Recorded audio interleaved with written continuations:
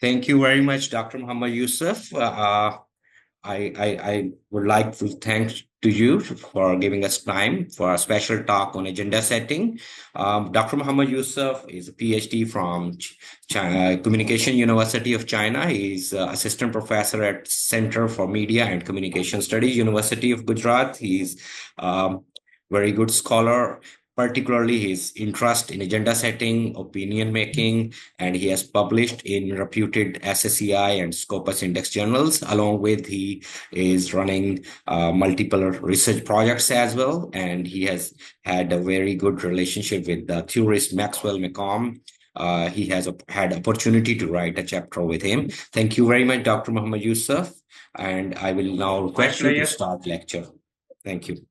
Dr. Syed Hassan Raza, thank you so much. I'm really honored to speak to very learned faculty and, of course, students. So my today's talk's topic is weaving the narrative role of agenda setting theory in shaping public opinion and influencing society. So I would like to share the outline. The outline for this presentation is here. I will start from the background of agenda setting theory, and after outlining or throwing some light on the background, then I would talk about the levels of agenda setting. First level of agenda setting, second level of agenda setting, and then psychology of agenda setting, how agenda setting works, and then who sets the agenda. I mean, who is responsible for setting the agenda of media agenda, and of course, then media sets the public agenda. So I will be talking about that as well. Then I will be talking about the third level of agenda setting, the latest level of agenda setting, the latest theoretical development within the intellectual frontiers of agenda setting. Then I will talk about the consequences of agenda setting, how agenda setting traveled a different path and then reached at the same destination from where it departed from the limited effects paradigm. And then I will conclude my today's talk with having comparison of agenda setting theory, how it complements with other theories like spiral of silence, like gatekeeping, like cultivation analysis, and so many other, several other theoretical constructs or theories. That is the strength of agenda setting. So that would be the today's topic. So this is the outline which I was saying, and then we will conclude it. So let's start from here. I mean, the first thing first, background of agenda setting. Agenda setting came at a time when people have started concluding that media don't have direct effects on attitudes and behaviors of people. So here I will share the work of the scholars. Limited effect research. Agenda setting theory emerged as a response to research suggesting limited media influence on agenda setting and behaviors. Studies from 1940 to 1950 continuously they showed that media don't have powerful effects, or media don't have direct effects on the attitudes and behavior of the people, or particularly the interest at that time was on the voting behavior of the people. So at the end of the day, that era concluded with the limited effect model or proposed limited effect model. Paul Lazarsford was one of the leading figure in this, because if we look at the modern public opinion research, two figures were very prominent. One was Paul F. Lazarsford. He laid the foundation of the survey research. And the other was Carl Hovland. He laid the foundation of experiments in communication research. So Paul Lazarsford supervised many brilliant minds, and he produced many brilliant minds who later on laid the foundation of modern mass communication.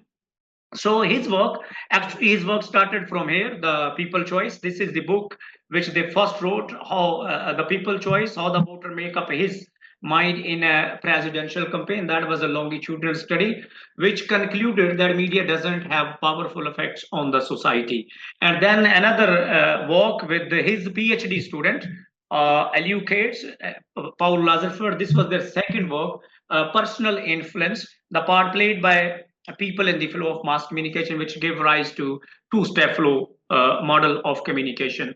And then the last book of this serial was Voting, a study of the opinion formation in a presidential election by Bernard Berlson, Paul Lazarford, and his colleagues. So these were the three books. And if I conclude with this was the fourth big book of that era, which gave another way to agenda setting. And this is actually the summary of the studies, the effects of mass communication. This book was written by one of the students of Paul Lazarford. He was his PhD student. This was his PhD dissertation, and which later on published in 1960 in the form of book. The name of that book was The Effects of Mass Communication. This book summarized the whole era, I mean, from 19 to 50, which established that media rarely directly influence individuals. Media doesn't have direct effects on the individual's attitudes or behavior. Rather, the effects are selective and limited. I mean, as a result of this proposition or this conclusion, the magic bullet theory or the direct effect model that was rejected. And then the established theoretical framework or the understanding of the scholars of this era became that media doesn't have direct effects. Rather, media have indirect effects, and those indirect effects are mediated by many mediating variables. So, limited effect model. Many scholars started thinking that if media don't have effects, then what is the use of investigating the effect of media? I mean, what is then the advantage of investigating the media effects on the public? And that was the era of 1950 and 60. And then the Joseph Clapper, I talked about him and his book, articulated the limited effect model, emphasizing the role of mediating factors in mass communication. And of course, Paul Lazarford influence on the intellectual terrain of this era cannot be overruled. He was one of the towering figure of this era.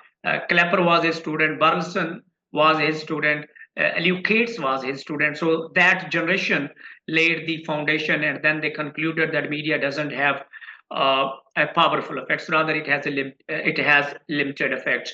So then scholars started looking at some other ways, some other avenues to explore. So this is the background.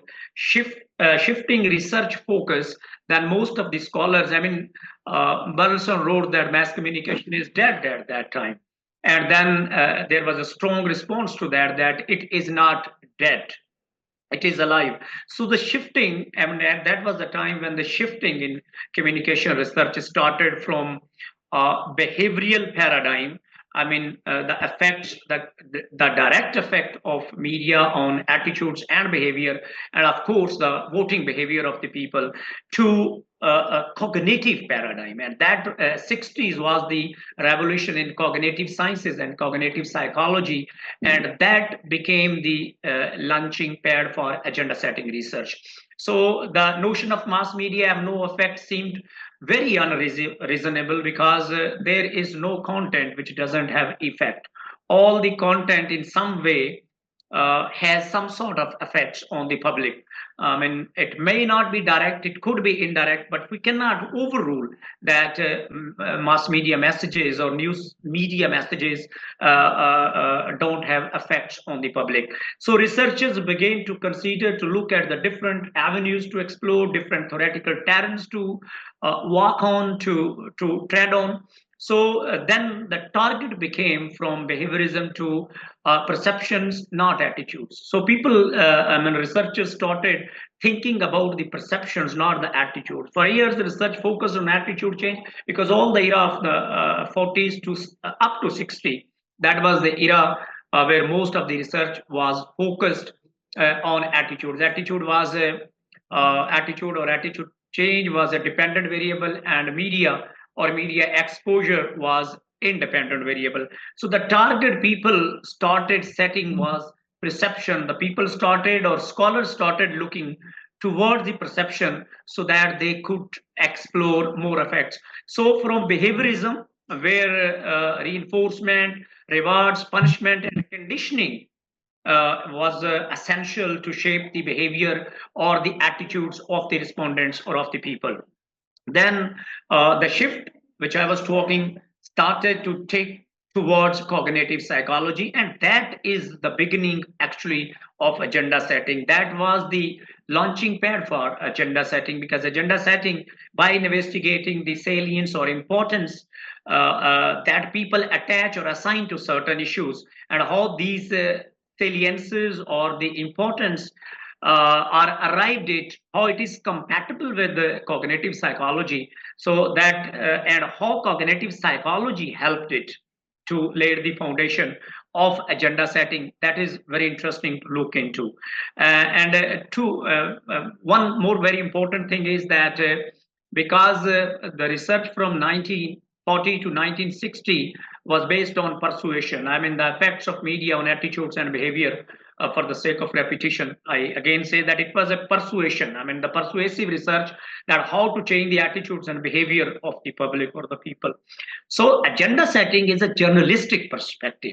That is very important to note, that from a persuasion perspective, agenda setting laid the foundation of a journalistic perspective, where people learn from the media, and then the role of media in attitude and behavior change can be indirect. And later on I will talk that agenda setting actually came against the attitude change and behavior change. But when we will be concluding our today's talk, we will see that agenda setting reached at the same destination, and this was concluded by the founder of agenda setting, Maxwell McComb, late Maxwell McComb, that it is an irony that we started agenda setting against attitude and behavior, but we are reaching at the same conclusion. But that was an indirect one. I will talk about it later on. So the important thing is that agenda setting is a journalistic perspective rather than a persuasive perspective.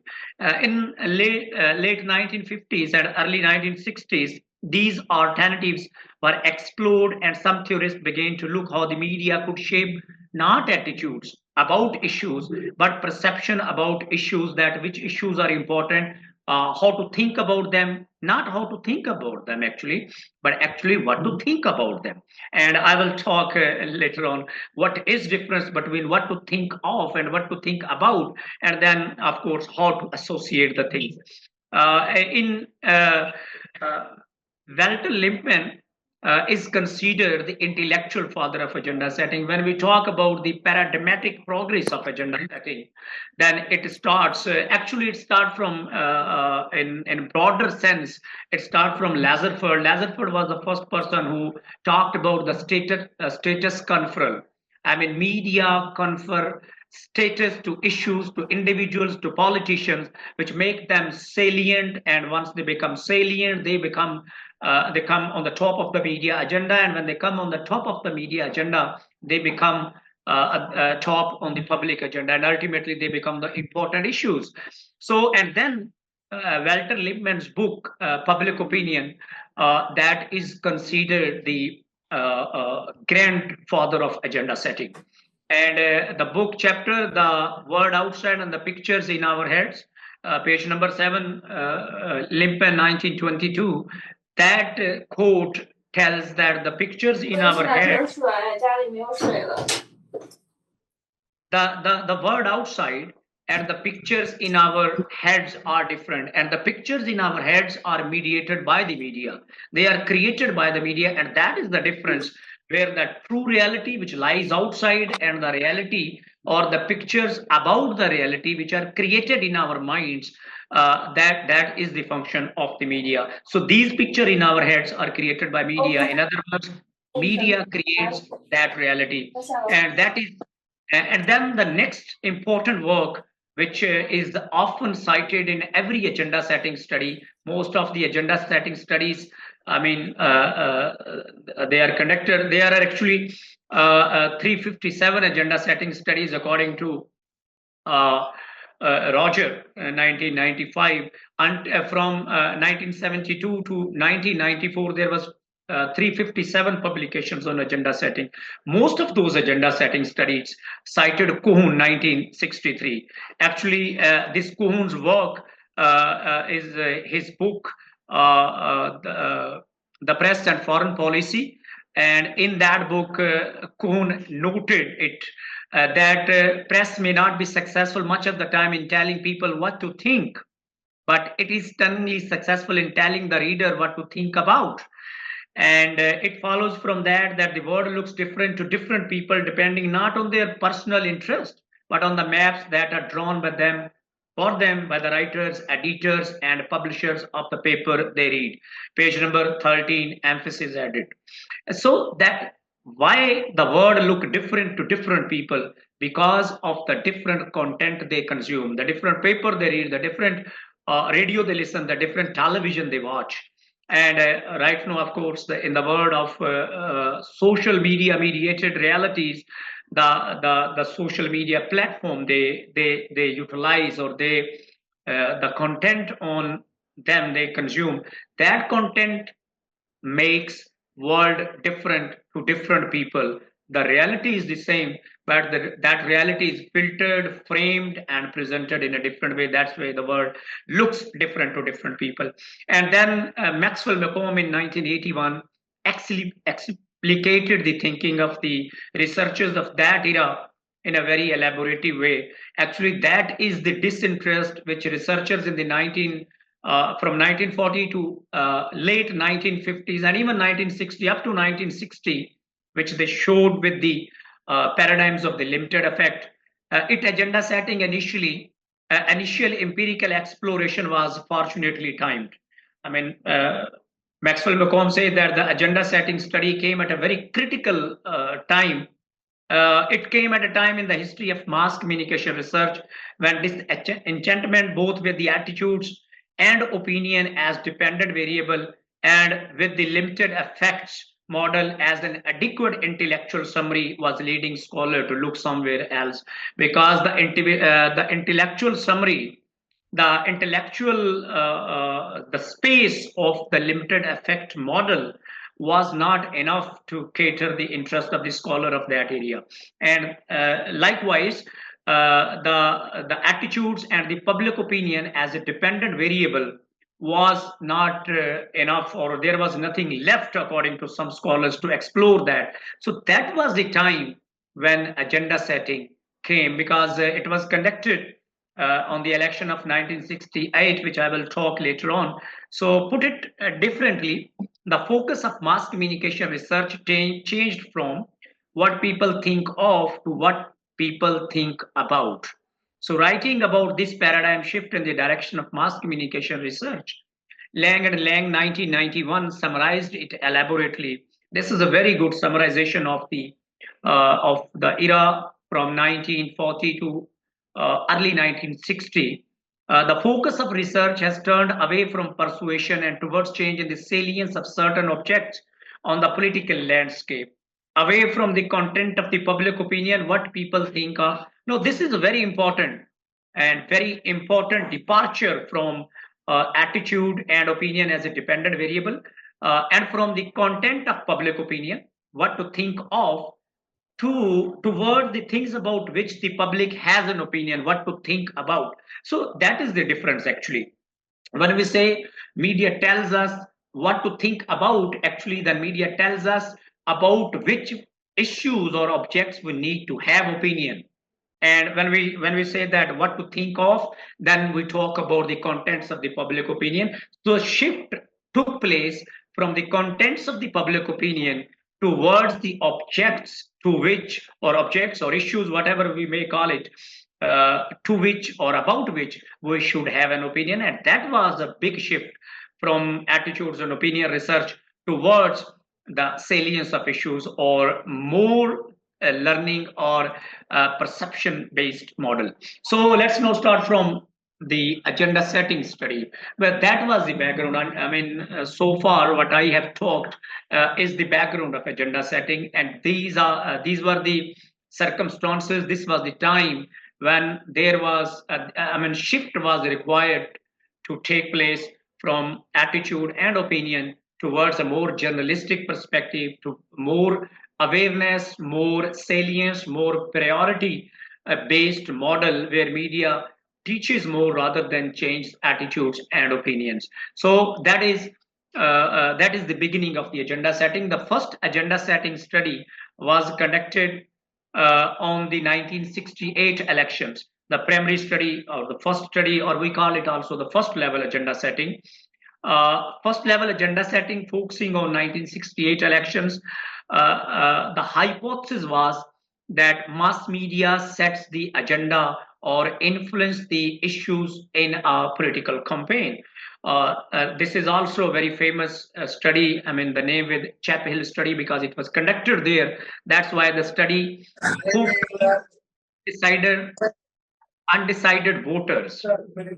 Why the study focused undecided voters? Because these are the people which were more susceptible to agenda setting effect. They were more exposed to media, and they were more likely to get guidance from the media in which way to vote. So, and then multiple news sources, because Maxwell McComb and Donald Shaw, they content analyze data from newspaper, from magazines, and from television as well. So there was a multiple data, and then their finding, though it was a very small level study, but the findings supported the agenda setting effect. So that is the beginning of the first study. But I won't be talking much about this, but I can tell you one very interesting thing. If you read the history of agenda setting, or paradigmatic history of agenda setting, Maxwell McComb and Donald Shaw submitted their paper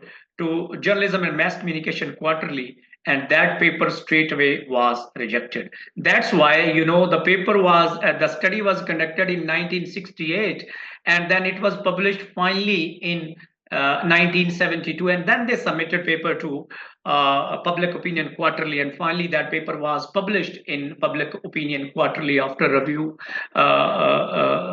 in that journal. So if we are interested to study the history of agenda setting, or how this paradigmatic shift took place, then this is a very interesting study. And even how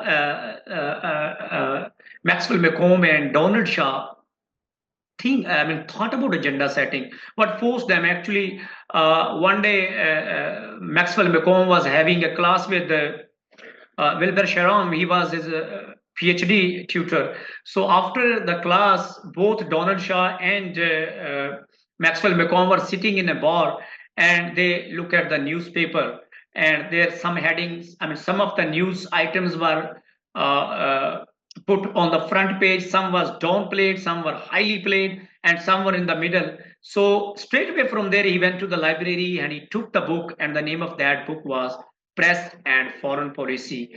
That actually was the beginning of agenda setting, that most of the time media may not be successful to tell us what to think of, but it is stunningly successful in telling us what to think about. Actually, that was the beginning of agenda setting. And then we come to what is the agenda: media agenda, public agenda, and policy agenda. These are the three terms which we use in agenda setting research.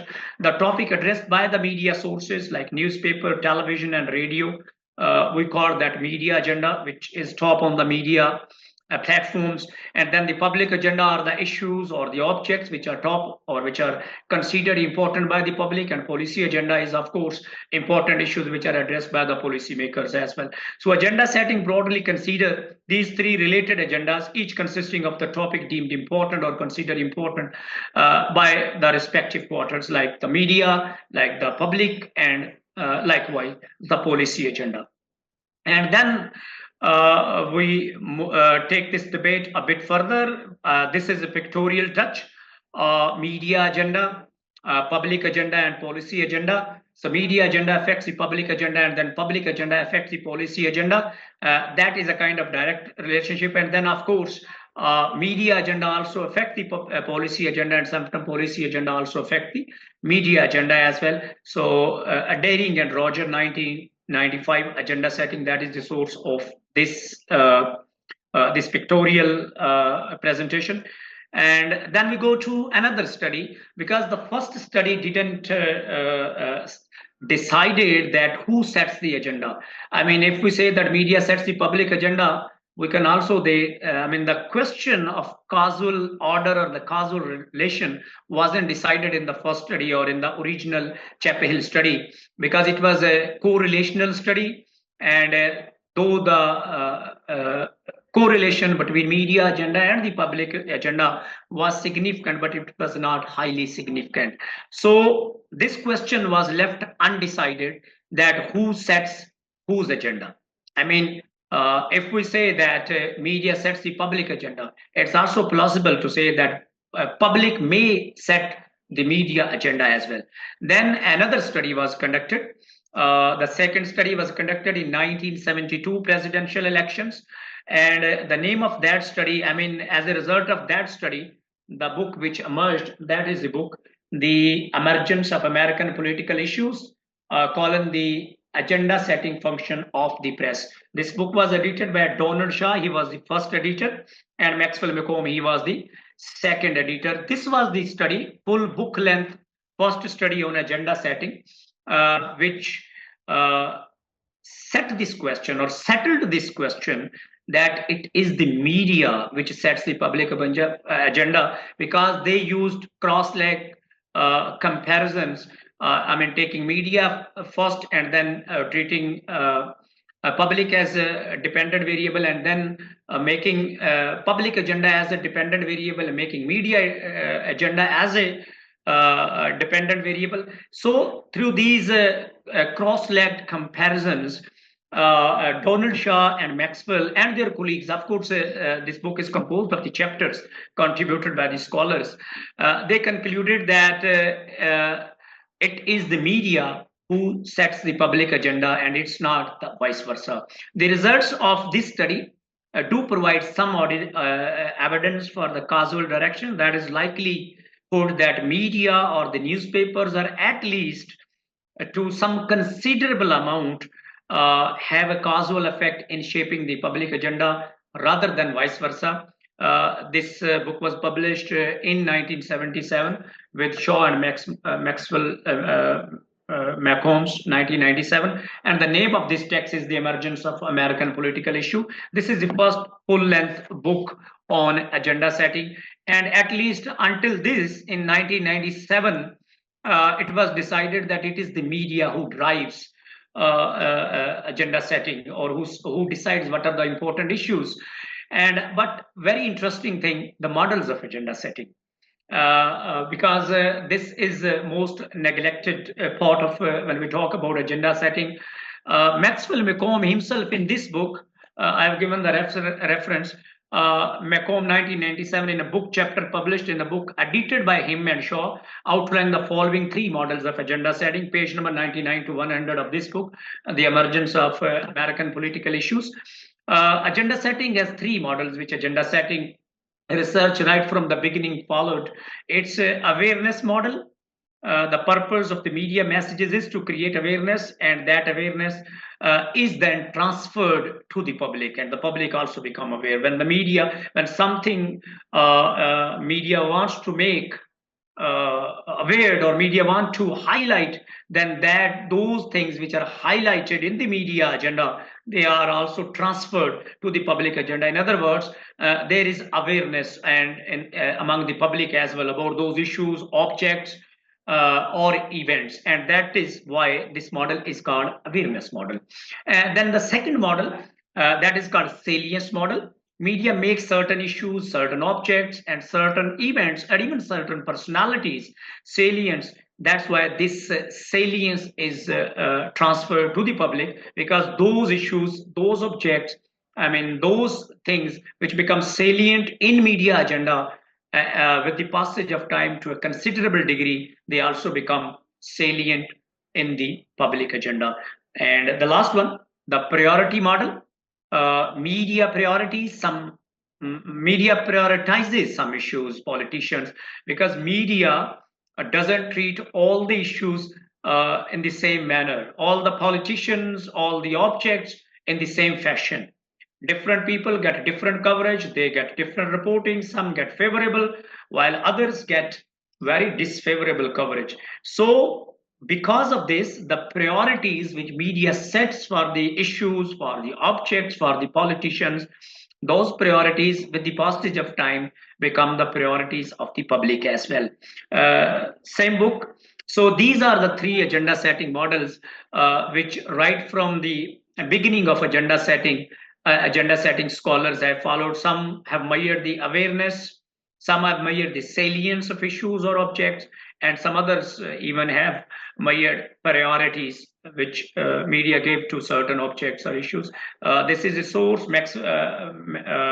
Macomb, Shaw, Weaver, 1997, newspaper versus television, mass media, mass communication effects across time. In Shaw and Macomb edits the emergence of political issue. So this chapter was contributed by Maxwell, Macomb, Shaw, Donald Shaw, and Weaver. David H. Weaver actually was the student, PhD student of Maxwell Macomb as well. And then he became, in this study, he became the third author of this first book length study on agenda setting. When the first agenda setting was conducted, then at that time he was a student of Maxwell Macomb, and he is also a great scholar on agenda setting, because Maxwell Macomb, Donald Shaw, throughout their lifetime, they dedicated to the development of agenda setting theory. And then along with David H. Weaver, he was also one of the very leading theoretical mind in the development of agenda setting theory. Let's move forward. Compilation of all these studies. This book is a compilation of all these studies which were conducted from 1940 to almost 1960. So this is one of the nice texts. And this book definitely laid the foundation of limited effect model. After this, limited effect model was established as a model of research in media and communication studies. And then started, the period when people started looking other ways around so that they could find the effects of media. I can write the name of the book as well, The Effects of Mass Communication. So I have written the name of the book in the chat box as well here. Yeah, that's so. Okay. So that is we better. If you have this soft copy, if you can able to share with us. Yes, of course, I will share. I have the copy of this And book. a very And interesting question here before moving forward. One of our student asked, that is the book still timely to be applied today? Is such information? Just a 2-minute response, then I will request you to move forward for the lecture. Okay. Concluded within 30 minutes. Thank you, sir. This is very important text, because if we want to know what was actually the limited effect model, what were the studies which were conducted in the limited effect model, and who and what were the variables, what were the mediating variables which forced Joseph Clapper, who was the student of a person who was looking for the media effects on attitudes and behavior, to conclude this, that media don't have direct effects. I think if we want to understand the powerful effects, because now in the current age, the pendulum is moving in the both ways. There are sometimes limited effect, there are sometimes the powerful effects.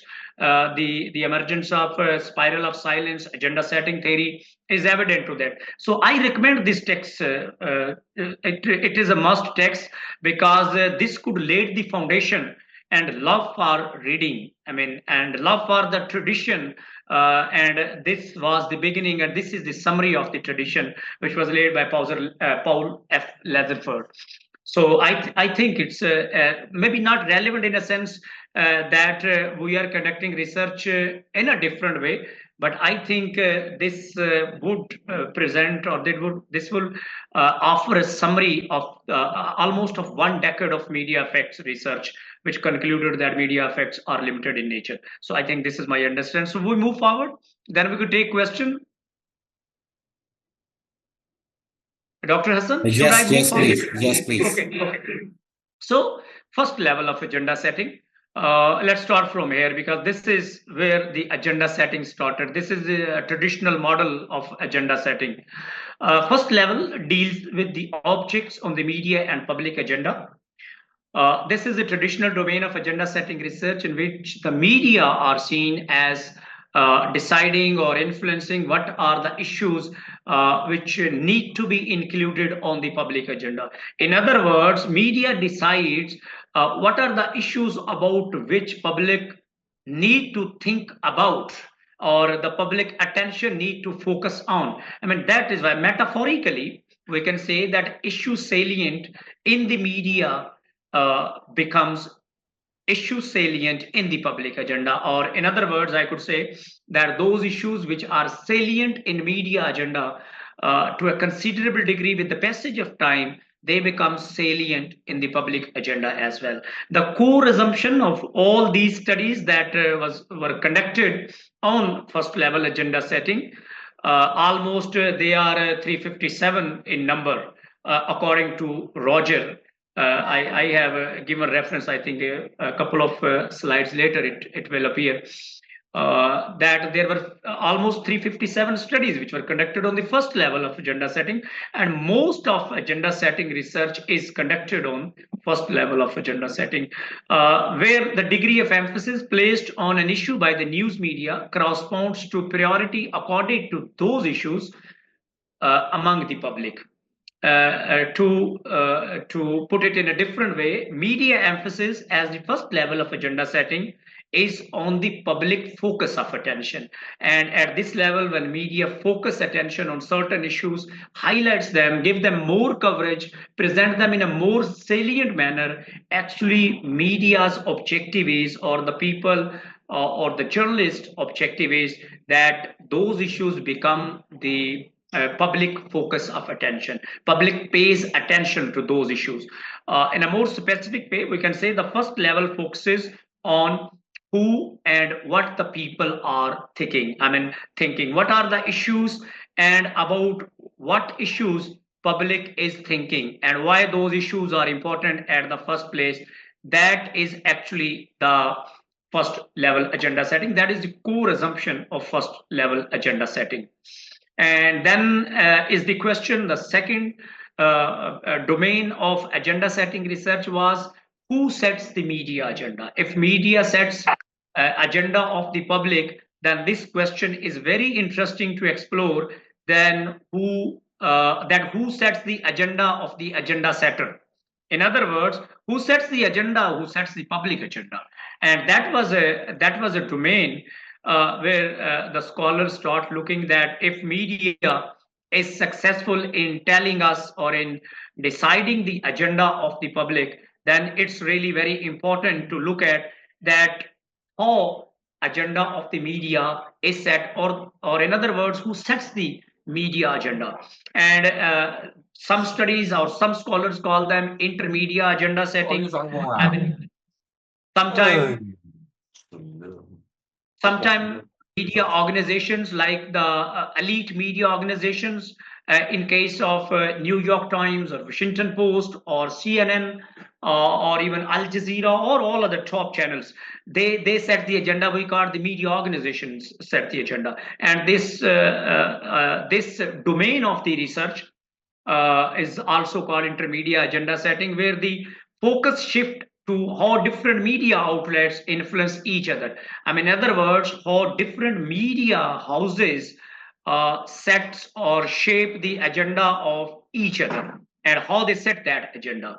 And then how the media agenda is set. This phase of agenda setting research focuses on how media agenda is created, emphasizing the sources and processes involved in shaping the media coverage or in shaping the media agenda, or in other words, media content or the media agenda.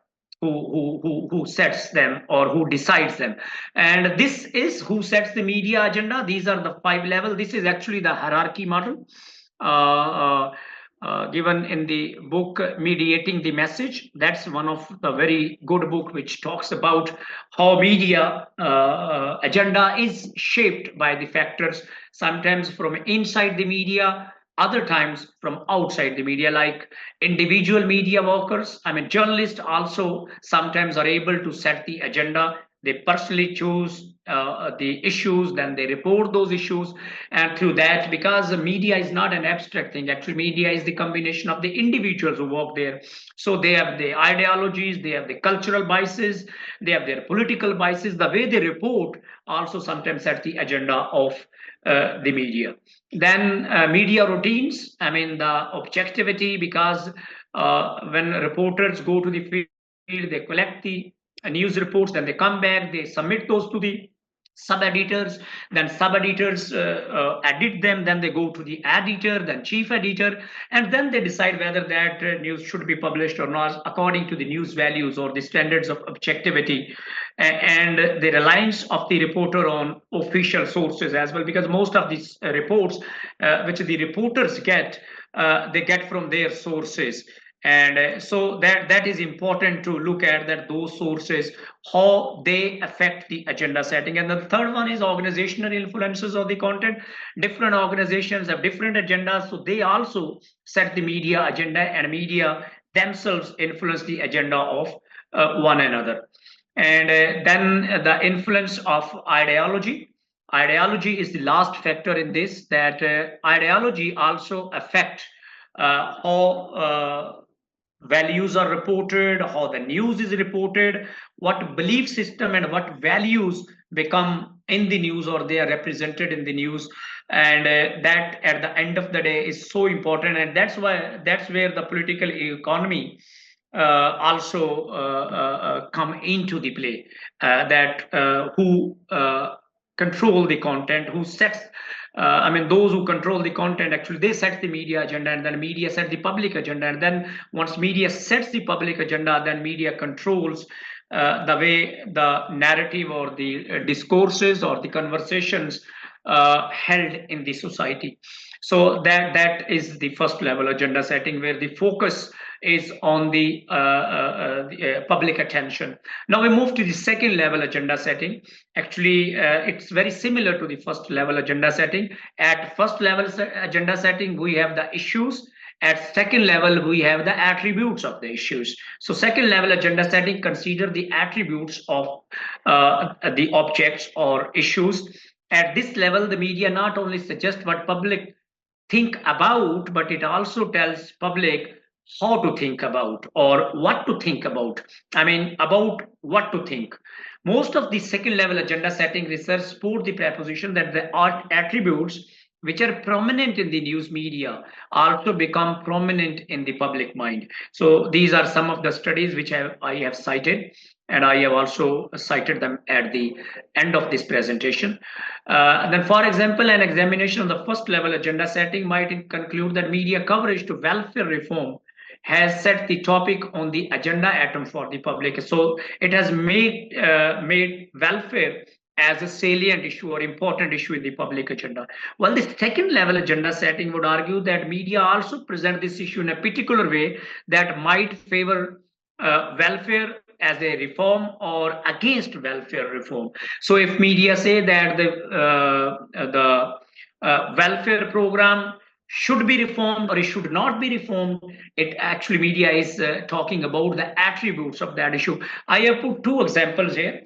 These are examples from Pakistan. They are in Urdu language, the local language in Pakistan, national language in Pakistan.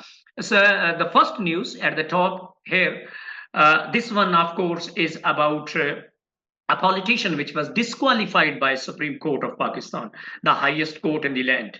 And he was disqualified because he was not honest.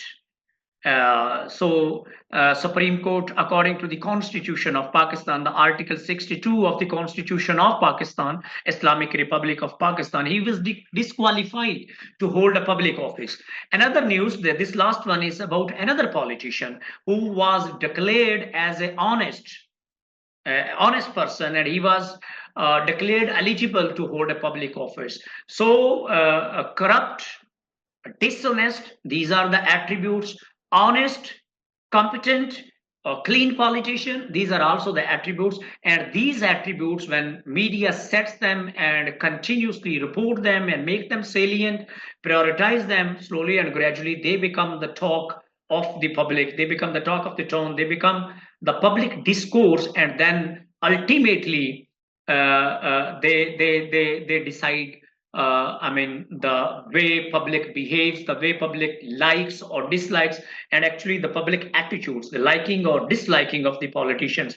And actually, when the public has attitudes, I mean, what we call attitude strength, the more attitude strength public has about a politician or about an object, then public want to do something about that politician or about an issue. So in case of politician, they want to vote him in favor of him or against him, or in terms of a brand, public want to buy the brand or disown the brand. So the attributes which are set by the media ultimately affects the way public think about those issues. And then is the third level of agenda setting, the latest development in agenda setting theory.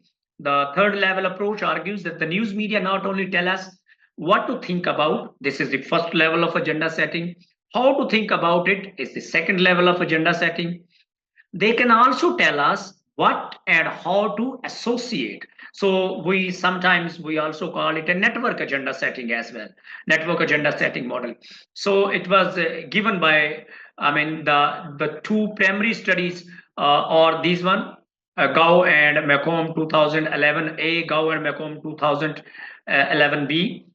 These were the two primary study which laid the foundation of a third level of agenda setting. And these studies used the secondary data. The data was collected by Kims and Macomb for another study, and then they reanalyzed that data and they found third level agenda setting effects as well. The two initial studies that proposed third level agenda setting include, I have already talked about them. Putting it more explicitly, the more often news media associate issues and attributes at the same time, and the more likely the public correlates them together. Thus, media agenda, also called the media network agenda, consists of attributes, objects, or the combination of objects and attributes. So, Gao, Wu, and Macomb 2012. In sum, third level approach argues that the media not only tells us what to think about and how to think about what we think, but they also tell us what and how to associate. And if you look on the right side, this one, media agenda element, I mean, these are the 5 items: A, B, C, D, E, and then the public agenda, the same. This could be the agenda of issues, it could be the agenda of attributes of media. This could be the agenda of issue of the public, this could be the agenda of attributes of public. But look at this one.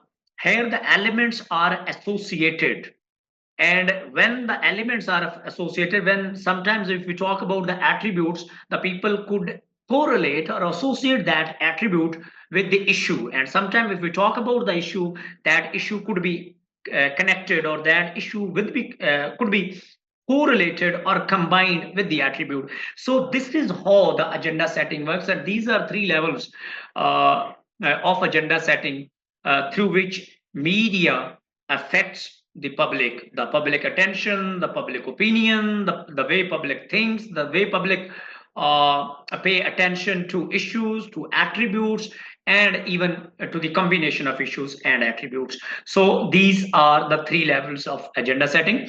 Now I move to psychology. I mean, the difference in agenda setting, psychological versus sociological traditions of agenda setting. I mean, most of the research on agenda setting is psychological in nature. I mean, the effect on individuals, their perception, their awareness. Some studies have talked about the attitude strength, and of course, the more attitude strength public has, the more they want to do something about those objects about which they have attitude strength.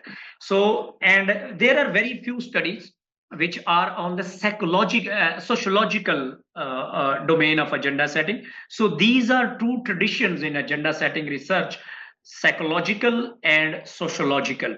Even the first study, at the conclusion of the first study, Maxwell, McComb, and Donald Shaw concluded that there is need to conduct studies on the sociological tradition of agenda setting, so that we can understand and we can have a deeper understanding how media plays key role in society, and how media platforms act as magnets to bring diversified groups together and create harmony or consensus in the society. So there are, I mean, some studies, and this study was conducted the first in 1995. That was a master thesis by a Chinese student with Maxwell. This study was conducted in Taiwan, and then Shaw and Morton. This is actually the pioneering study because I have put the references in alphabetical order. That's why C comes first, then S. So Shaw and Morton 1992 is the first and the pioneer study on consensus building function of news media or the sociological tradition of agenda setting. And then this study was conducted in Spain. This one, Higgins, that was conducted in Europe. It was based on secondary data. Yousaf 2008, that was conducted in Pakistan at both first level and second level agenda setting. This study was also conducted on both first level and second level agenda setting, but it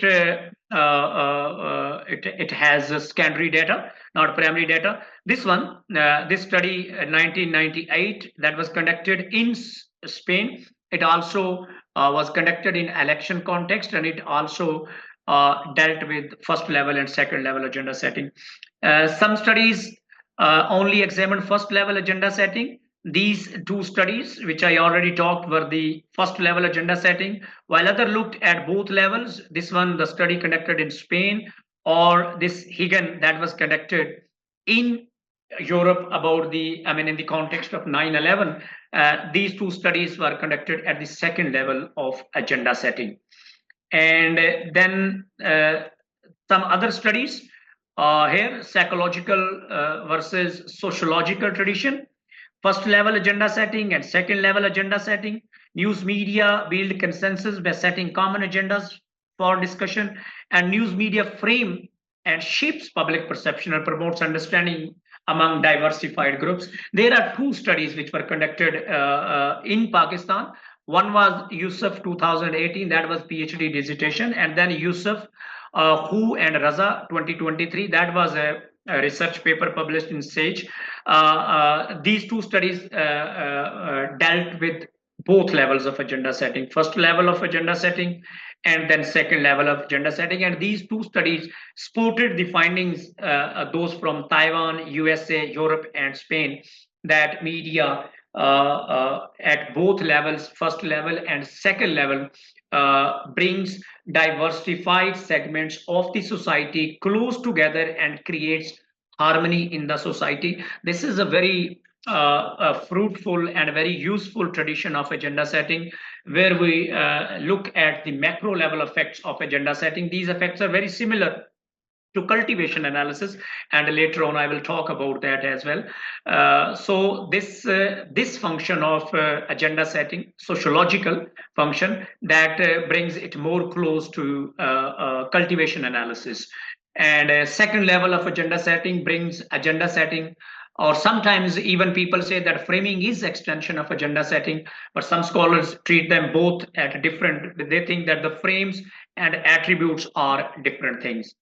These are the complementary strength. This is the complementary strength of agenda setting, that it overlaps with so many other or several other theoretical concepts, which I will talk later on. And then psychology of agenda setting. Agenda setting does not operate like a similar for all people. Agenda setting have different effects under different conditions. In other words, psychology of agenda setting tells us that contingent conditions incorporated in the second phase of agenda setting. After first level of agenda setting, then the second avenue was who sets the media agenda, and then this was this third avenue, that under what conditions media is more powerful to set agenda. These are the 5 conditions.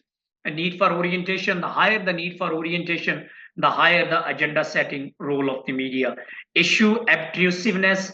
I mean, the more obtrusive an issue is, the less agenda setting effects, and more unobtrusive an issue is, the higher the agenda setting effects are seen. And then medium characteristics, press versus television. Marshall McLuhan once very nicely said that medium is the message.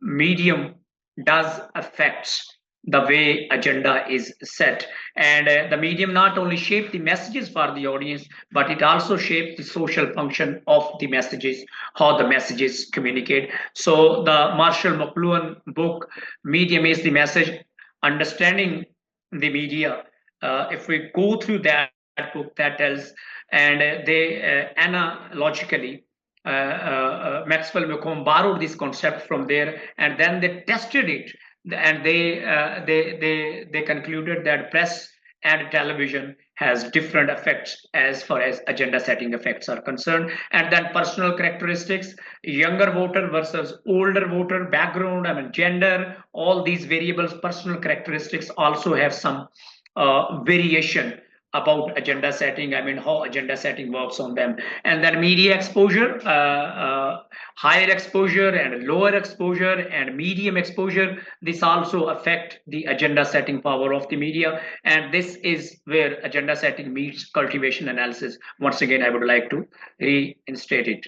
And then most controversial thing in agenda setting, time needed for agenda setting. I mean, how much time is required for media to set the agenda of the public? This is an important topic, and I have a table to share with you guys. This one, this is a very important study which tells that I mean, what is the optimal time, or what is the excellent time period for media to set the agenda.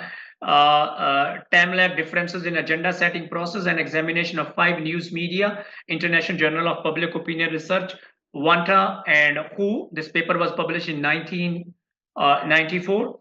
Look at this, the news media, the time lag in weeks, maximum correlation and decay of effects in weeks. So if it is national television news, 1 week is enough. I mean, before measuring the public agenda, people need to be exposed to the media agenda 1 week before measuring the public agenda or doing the survey or conducting the interviews. The correlation was about 0.92 positive correlation. So that's a very, very strong correlation. And decay, I mean, after 8 weeks, agenda setting effects of television start decaying. Then local news television needs about 2 weeks to set the agenda, and the correlation is 0.91. And then after 12 weeks, the agenda setting effects start decaying. Then regional newspaper needs 3 weeks to set the maximum agenda, 0.88. And then after 26 weeks, the effects start decaying. Local newspaper, 4 weeks, and then the correlation was 0.6 positive again. 26 weeks needed to absorb the decay of effects of agenda setting. And then the news magazines again is here, 8 weeks, 0.5. It's a kind of moderate correlation, and 26 weeks. So if we look at the regional local newspapers and magazines, they have the same decay effect. After 26 weeks, they don't have agenda setting effect, while for national television and for local television, it's 8 and 12 weeks. So in the third stage of agenda setting, actually the studies were conducted to look at when media was more powerful to set agenda, and when agenda setting effects start disappearing. Appearance and disappearance of agenda setting effects was also observed, in other words, in this phase of agenda setting.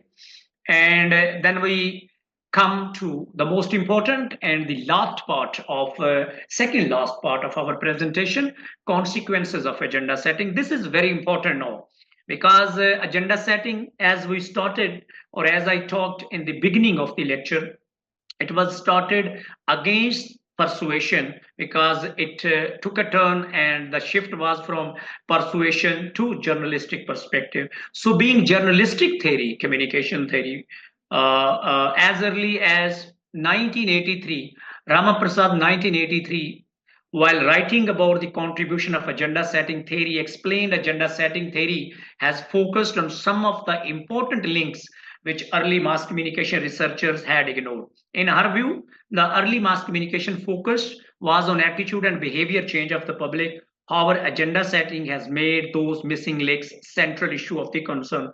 So if you look at here, I mean, I have elaborated it in a sequential diagram.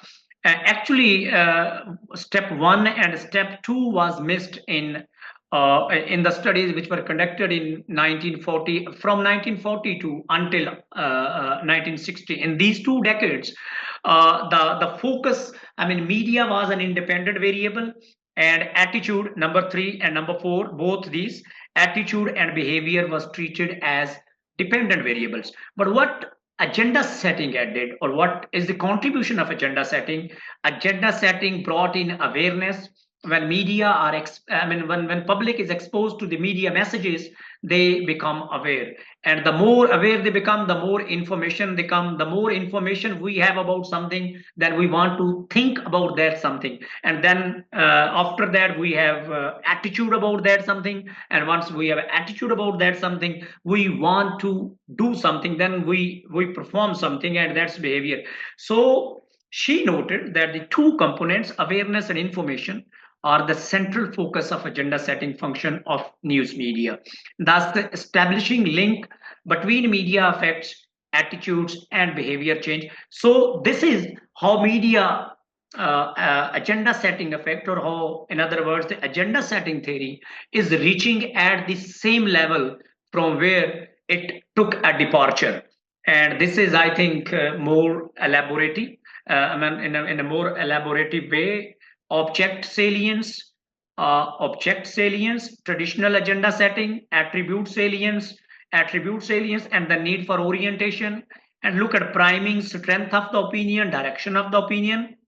This is what we got: attribute, priming and formation of an opinion, and then of course we have behavior. So it means when public has attitude or attitude strength about something, ultimately they perform some behavior.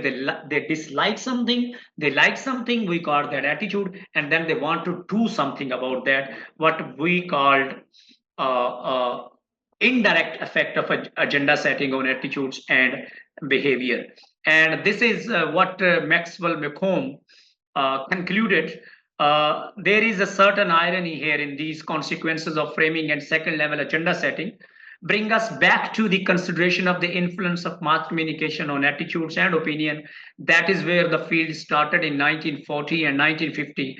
And this is the era that was abandoned after Joseph Clapper summary of limited effects of mass communication, this book, and many other told us that there were few significant effects, emphasis added. So Maxwell McComb himself is acknowledging that agenda setting came against the paradigm of attitudes and behavior, but through another theoretical terrain, through another way, agenda setting has reached at the same level where many studies have observed the effects of media framing, media agenda setting at first level, second level, and third level on attitudes and behavior of the public. In other words, now agenda setting also has started talking about the contents of the public opinion rather than the objects about which public should have opinion.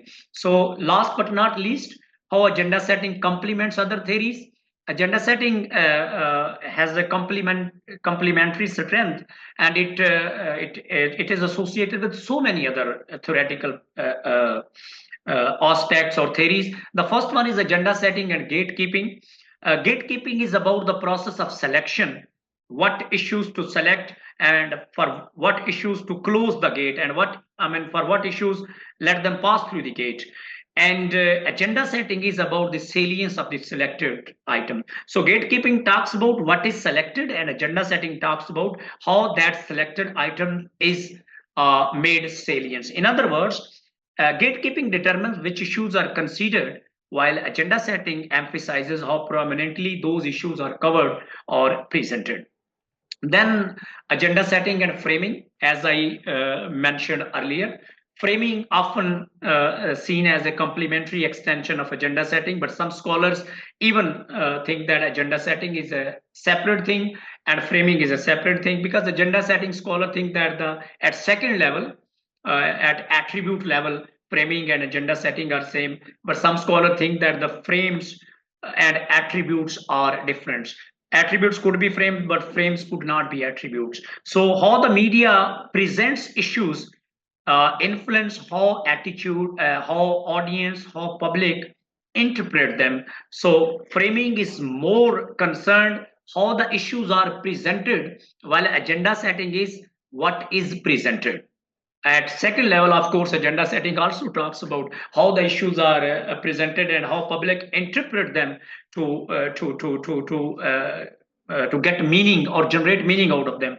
And then agenda setting and cultivation analysis.